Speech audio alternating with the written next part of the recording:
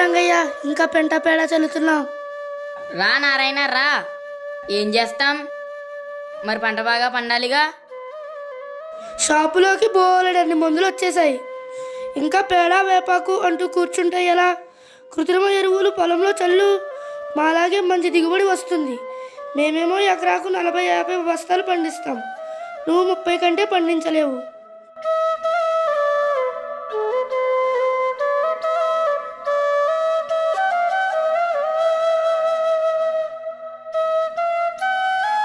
ఇప్పుడే పంటకి మందు కొట్టి వస్తున్నావా? అవును.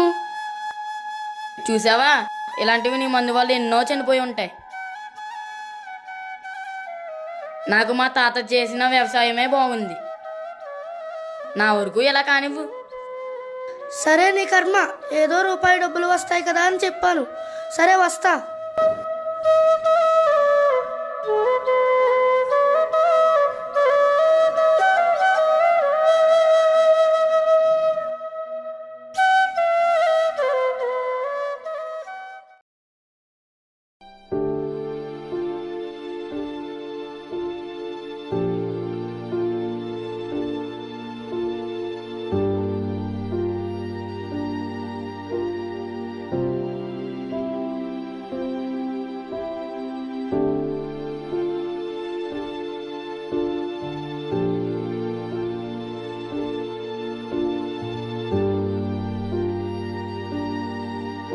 ఏంటి, గ్రామంలో ఉన్న రైతులందరూ అత్యవసర సమావేశం ఏర్పాటు చేశారు? ఏం లేదయ్యా, గత 5 సంవత్సరాల నుండి పంట దిగుబడి బాగా తగ్గిపోయింది. దాని గురించి చర్చిందామని అంతా ఇలా వచ్చాం. అందరూ మంచి ఎరువులే చల్లుతున్నారు కదా, పంట దిగుబడి తగ్గిపోవడం ఏంటి? ఎంత ఎరువులు చల్లినా దిగుబడిలో నాణ్యత లేదయ్యా. ఎందుకో అర్థం కావడం లేదు. పంటకి కొత్త రకం తెగుళ్ళేమన్నా వచ్చాయేం చూడకపోయారా? లేదయ్యా, అన్ని రకాల కొత్త మందులు ప్రయోగించాం. అయినా సరే తెగుళ్ళు పోవడం లేదు. ఏమీ అర్థం కావడం లేదయ్యా. మొత్తం అందరి పొలాలు అలాగే ఉన్నాయా?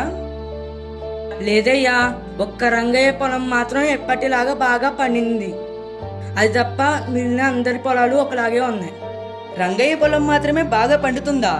ఇదేంటి, రంగయ్య పొలం ఒకటి బాగా పండి మిగిలిన పొలాలు పండకపోవడం ఏంటి? విచిత్రంగా ఉంది. ఇందులో విచిత్రమేమీ లేదు. దీనికి కారణం ఎకోలాజికల్ బ్యాలెన్స్. రండి సార్, కూర్చోండి.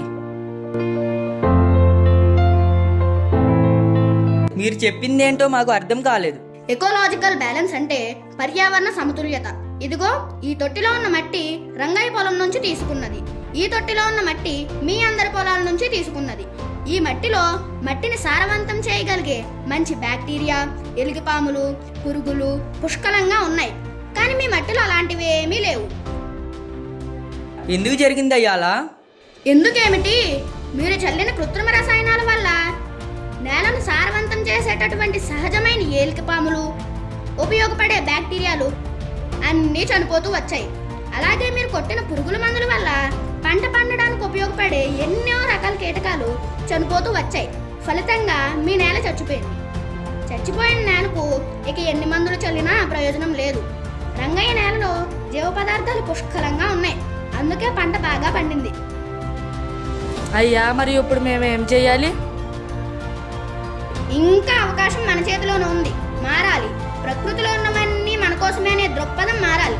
ప్రకృతిలో అన్నీ కూడా సమతుల్యంతో ఏర్పాటై ఉన్నాయి. చెట్లు, చేమలు, పురుగులు, జంతువులు ఇలా అన్నీ సమపాలనలో ఉండాలి. వేటికి హాని జరిగినా మొత్తం ప్రకృతి నాశనం అవుతుంది. దీన్నే ఎకలాజికల్ బ్యాలెన్స్ అంటారు. ఇప్పటికైనా మీరు మారి ముందు 1 సంవత్సరం పాటు క్రాప్ హాలిడే ప్రకటించండి. ఈలోగా పాడి పంటల నుండి వచ్చే వ్యర్థాలను పొలంలో చల్లండి. పుష్కలంగా నీరు పెట్టి వాటిని దున్నండి. అప్పుడు నేల క్రమక్రమంగా సారవంతం అవుతుంది.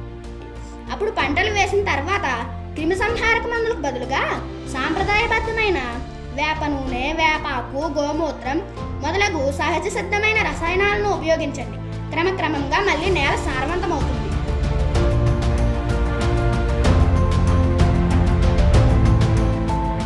క్షమించు రంగయ్య, 20 సంవత్సరాల క్రితం నిన్ను వెటకారంగా మాట్లాడాను. కానీ ఈరోజు నువ్వు మాకందరికీ ఆదర్శం. ఈ రోజు నుంచి మేమంతా నిన్ను అనుసరిస్తాం. మాకు మంచి సలహాలు ఇచ్చి మా నేల తల్లిని మళ్ళీ బతికించు. నేల తల్లిని నమ్ముకుని బ్రతికేటే వాళ్ళం. ఆ మాత్రం చేయలేనా? అది నా బాధ్యత. రండి, సంవత్సరం తిరిగేలోపే మళ్ళీ నేల తల్లిని బ్రతికిందాం.